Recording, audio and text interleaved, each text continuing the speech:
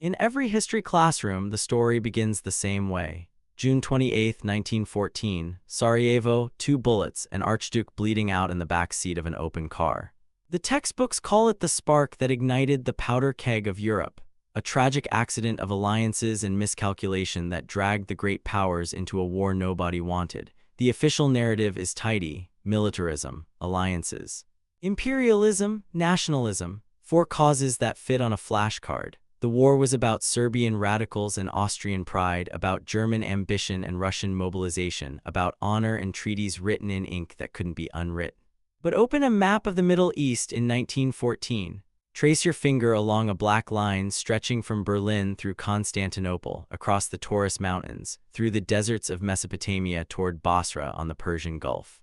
This was the Berlin-Baghdad Railway, the Iron Artery, and in the marble halls of the British Admiralty in London they had a different name for it. They called it an existential threat. Because the war that killed 20 million people was not fought over the honor of a dead archduke. It was fought over something far more valuable than honor. It was fought over oil. Over the black blood that would power the machines of the 20th century. And it began not in August 1914, but 3 years earlier, when a man named Winston Churchill walked into his office and made a decision that would kill empires.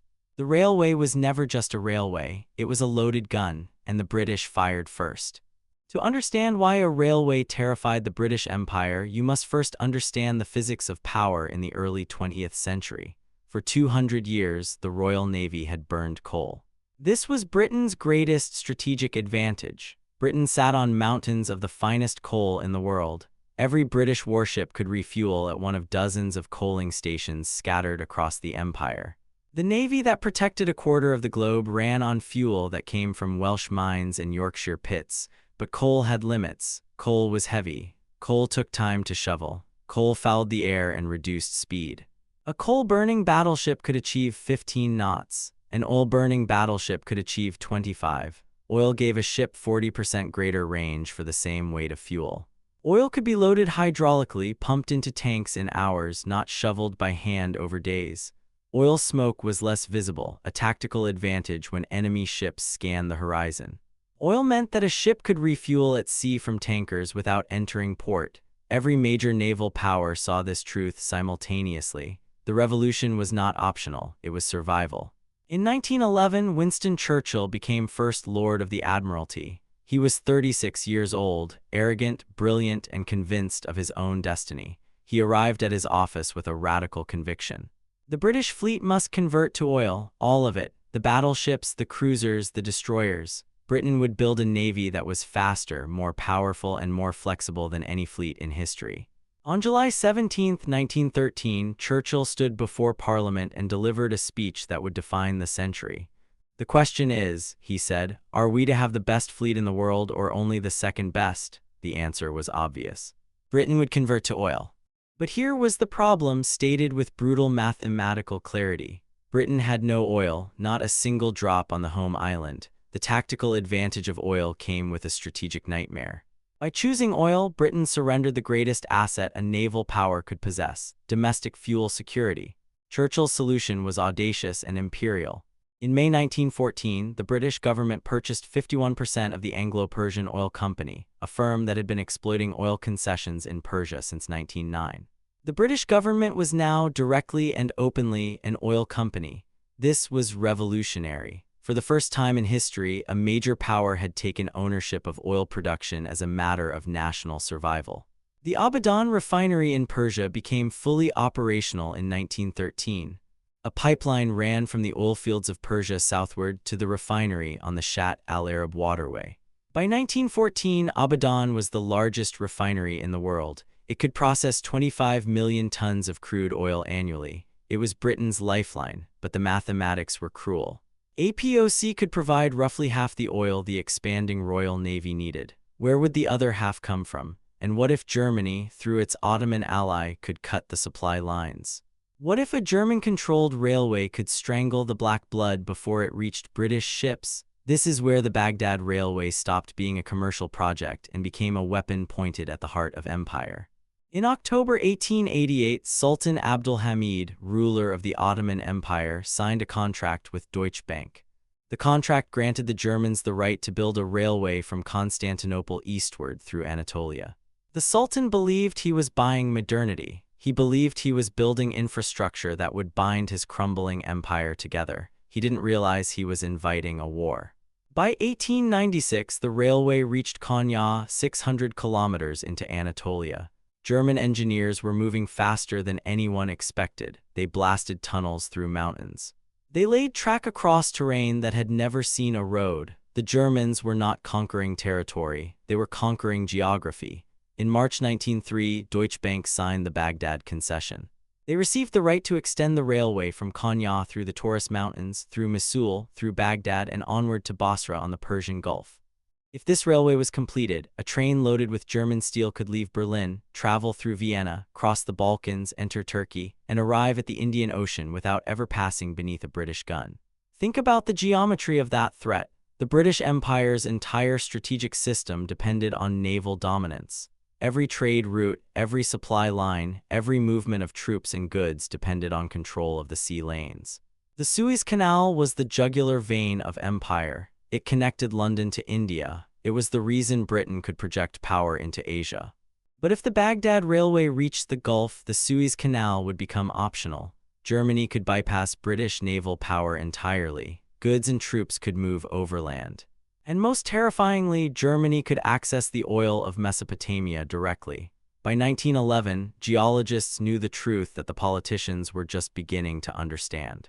The land that the railway would cross, the territory of Mesopotamia, was sitting on an ocean of oil. The Germans had secured the mineral rights for 20 kilometers on either side of the railway track.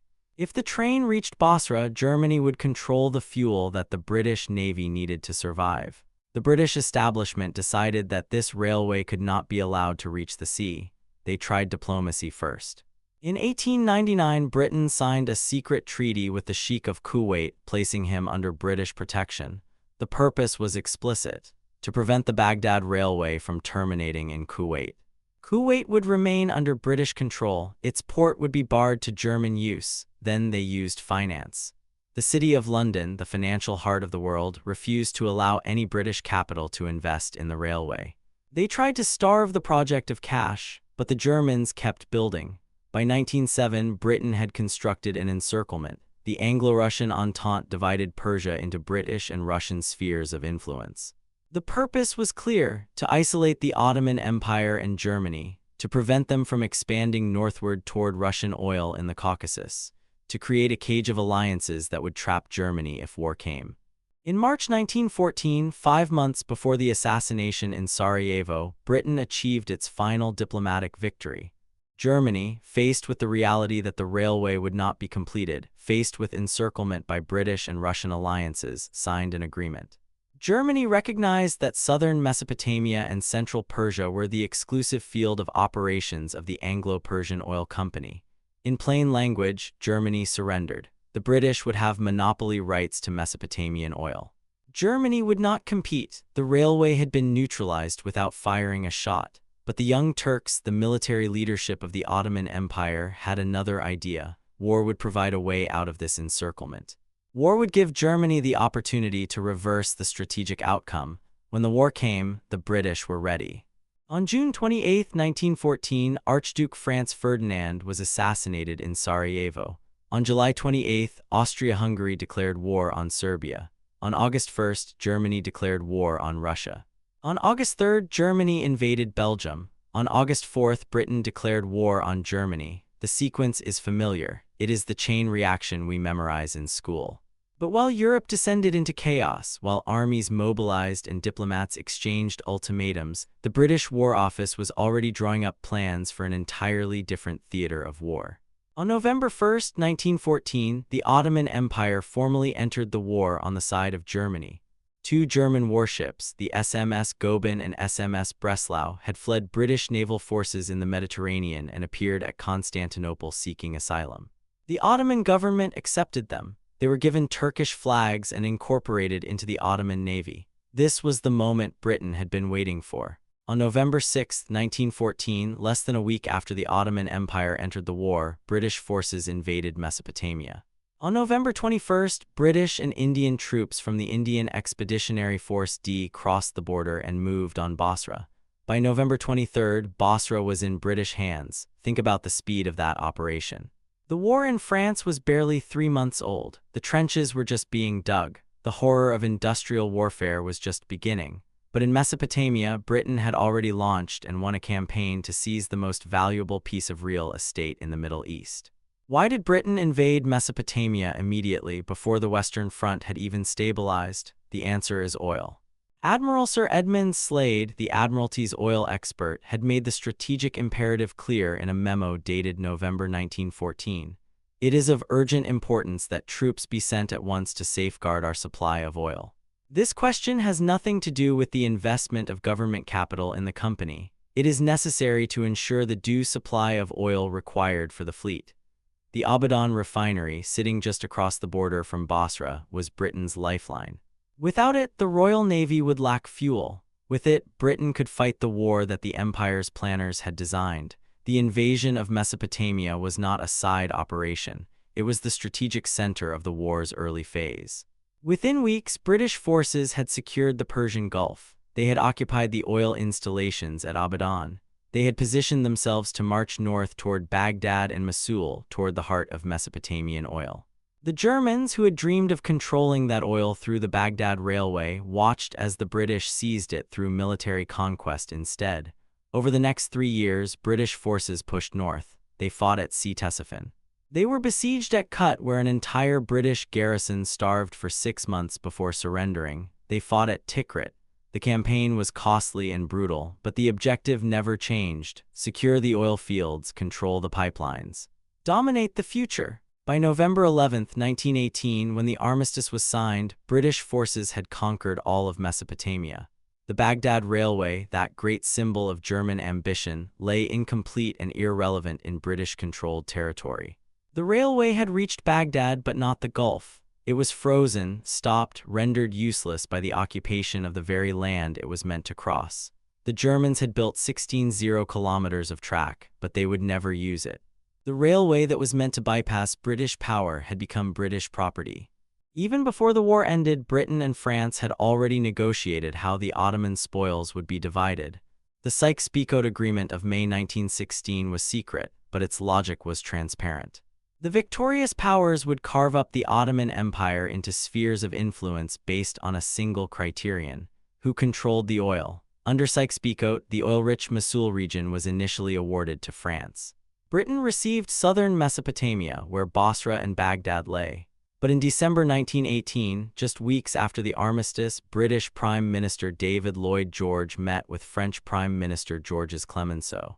Clemenceau wanted British support for French claims to the Rhineland. Lloyd George wanted Mosul. They made a deal. France surrendered the Mosul region with its vast oil deposits to British control. In return, France received a percentage of all future oil revenues from Mosul and British support in Europe. The irony was bitter and profound. The Germans had built the railway hoping it would give them access to Mesopotamian oil. They had invested vast sums. They had believed infrastructure was the key to empire, but the German Empire would not exist to use it. The railway would be used by the British and then by American oil companies to extract the oil that the Germans had sought to control. In the 1920s and 1930s, the British-controlled Turkish Petroleum Company, later renamed Iraq Petroleum Company, secured concessions to build oil pipelines through Iraq and Syria. One pipeline ran from Kirkuk southward through Iraq and then westward through Syria and Palestine, terminating at Haifa on the Mediterranean coast. This was the pipeline that 4 years of industrial warfare had been designed to secure. The railway had become irrelevant. The oil had been won not by trains but by armies. The Baghdad Railway would finally be completed in 1940, 2 years into the Second World War, after the Ottoman Empire was long dead and the British Empire was in its final decline. But by then, the oil had already been divided. The taps were in British and American hands. Lord Curzon, a senior British politician, summed it up with a clarity that history has rarely disputed. The Allies floated to victory on a wave of oil, but the price of that victory was the future. Britain bankrupted itself winning the war. The empire that had ruled a quarter of the globe emerged from the conflict as a debtor nation, dependent on American loans.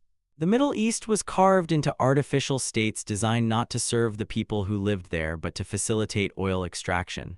Iraq, Syria, Jordan, Palestine, these were not nations. They were oil concessions with borders. The war was not fought over the assassination of an archduke. It was fought over who would control the energy that powered industrial civilization. The railway was meant to be the future. Oil proved more important than infrastructure. And the century that followed would be defined by wars fought not over territory, but over the black blood that fed the machines.